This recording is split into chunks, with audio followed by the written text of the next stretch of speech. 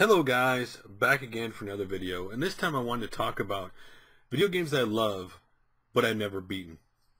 And if you've ever had a video games that you love and never beaten, I'd love to hear in the comments below what video games those are that you've never beaten. So the first game I'm going to start off with is one game I owned.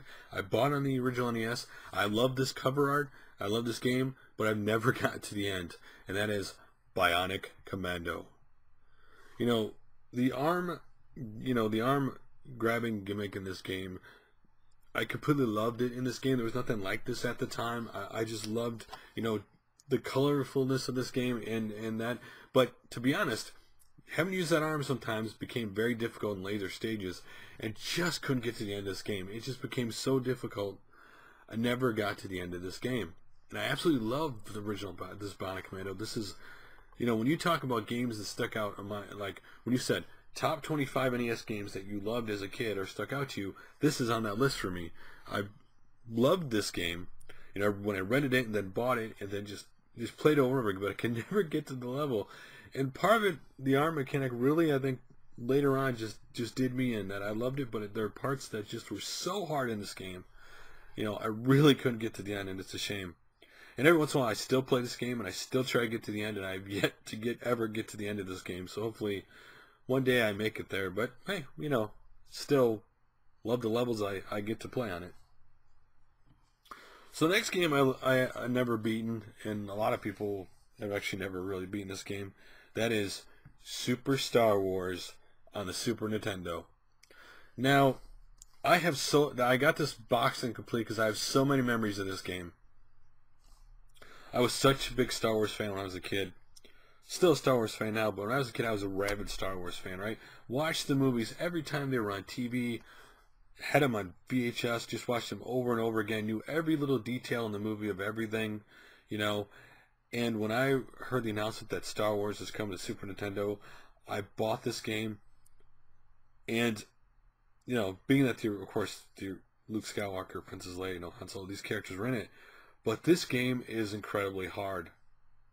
And I've never gotten more.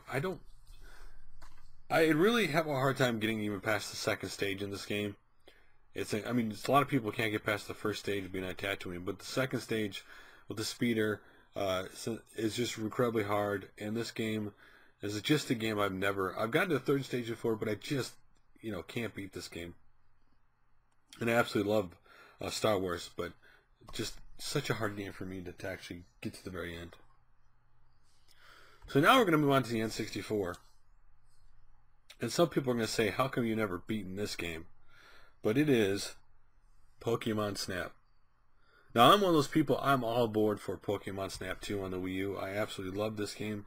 You're just walking around taking pictures of Pokemon, Pokemon, trying to discover them, taking pictures. I actually have a strategy guide to this game.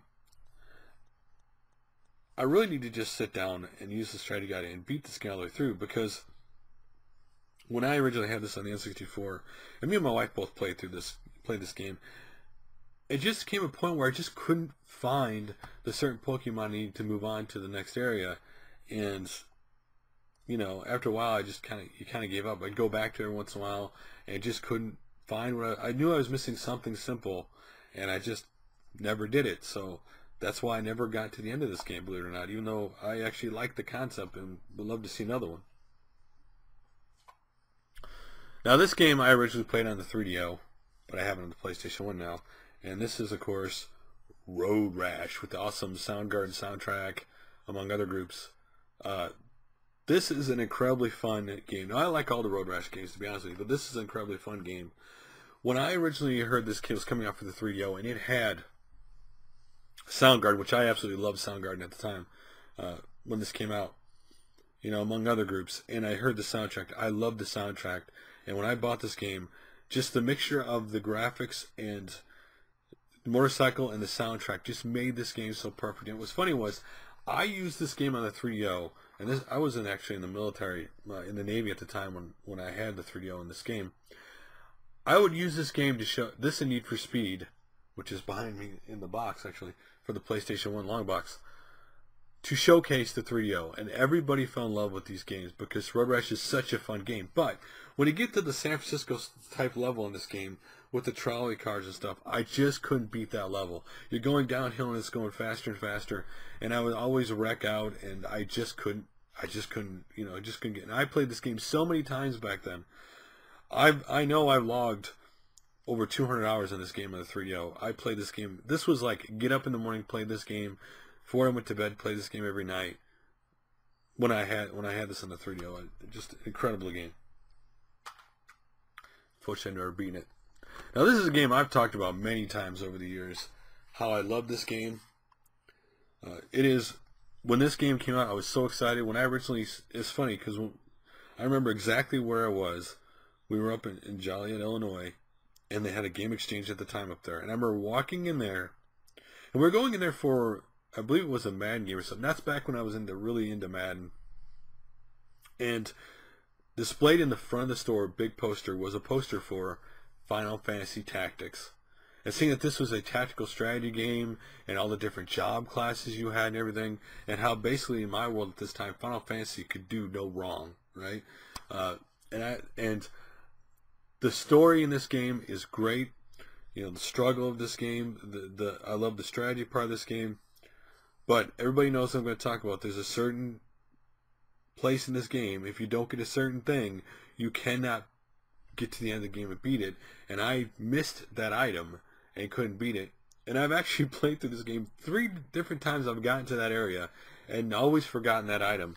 And I actually have the strategy guide for this game, and that's how I know I missed it, because I was so into doing that level that I completely forgot what I had to do to get this thing, and I basically screwed myself. So this is another game I absolutely love, but I've never gotten to the end, and I really should, because, you know, I could just sit down and play this game even without getting to the ending. It's just a lot of fun.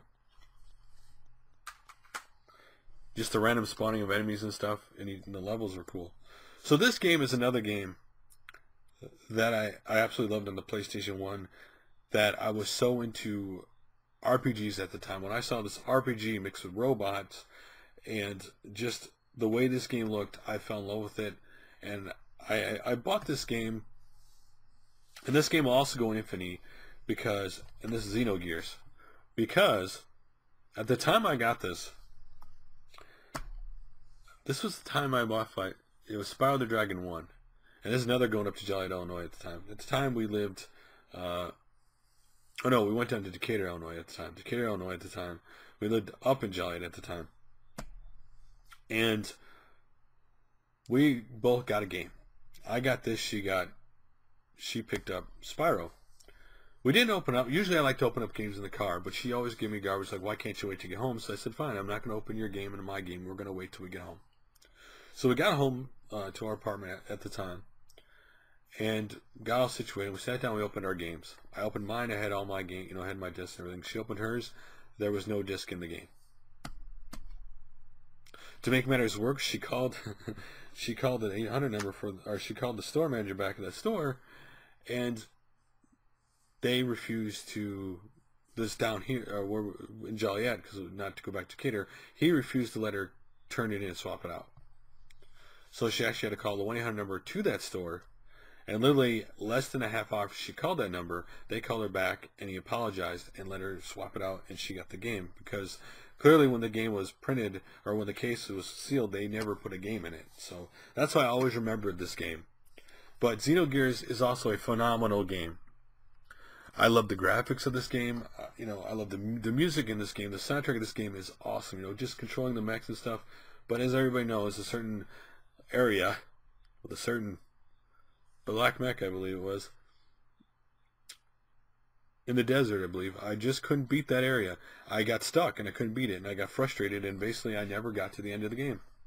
And I really need to, this is another game when I talk about games I love and never beaten, this is a game I really need to beat because I really want to see the end of it. It is really, a phenomenal RPG if you never played it. I absolutely love this game. The soundtrack is awesome. There's a lot of RPGs in this obviously in this list. Now, I know this is a game that a lot of people aren't going to pick when they say games they love or beaten, but I never played Phantasy Star 1 through 4. I never played a Phantasy Star game, honestly. I have Phantasy Star Neo, which is a remake of the original, but it's not that good on the PlayStation 2. But when I played this one, I absolutely liked it, and that was Phantasy Star Universe. Now, I ran this game twice. This is why I love this game but never beat it. I ran this game twice. Got really far in the game but never got to the end. And I can't tell you why I never got to the end. I think it was one of those cases where I just petered out at the end. You know, some games you do that where you're playing, even though you like them, you peter out, maybe too much of it. And I never got to the end of it. You know, beat the red guy, which you beat in the game. Actually, I thought that would be the ending, and it wasn't. And I really need to beat this game, because I really need to go back and get the end of this game, because I actually like this game. My wife watched me play through a lot of this game, too. She liked it. What's funny is I need to beat this game because I own Phantasy Star Portable, which actually takes place in the same world as this, Portable 1 and 2, and I think it takes place after this game. So, I need to actually play this game again. Love this game. Just never gotten to the end. It's, you know, one of those cases I can't explain to you. But that is not as baffling as the next game I'm going to show you. And that is Dragon Quest VIII on the PlayStation 2. Now, I had played the original Dragon Warrior 1 through 4 on the NES. And that's where I stopped. Dragon Quest VII came out so late in the PlayStation 1 life cycle, and when I saw pictures of it, it just didn't look, at the time graphically to me, it looked like it was an outdated game that this came out years ago, and I passed on it at the time, and I regret it, because, I mean, not the price, but I know people who play that game, and several hundred hours in that game, and absolutely love that game. What's funny is I worked at a job, at a place that just printed, like, for example, the sales stuff you see in camera stores, little paper things on the little stands, they printed those. And there's a guy there who worked on the paper, would just roll paper and evenly out for him to later print for something else. He was playing through this game, him and his wife. And every day I go to work and he'd tell me about where he got in the, or Dragon Quest VII, not this. He'd tell me where he got in the game. I was like, wow, that game sounds great, you know. And so when this game got announced, I was all excited for it. Not only was I excited just because of that, but because of the fact that this looked like they actually were able to put in anime in a 3D world, you know. And I was so excited for this game. It looked so awesome, and then I got it day one. Got this game day one. And of course, having the Final Fantasy demo inside of it didn't hurt either. But I absolutely loved it. This game blew me away. But I continually kept getting stuck in the game. And at that time, I had a lot of stuff going on, and I just didn't have the patience to actually beat this game to the end. But it is a phenomenal game, and it is a shame that I didn't beat it. And maybe I'll make this the game I play all the way through first, one of these games, because I absolutely love this game. I just never got to the end of it, and it's a shame, because it's really a lot of fun of it. I could say the same for Dragon Quest IX on the DS. I have that game, and I never got to the end of it.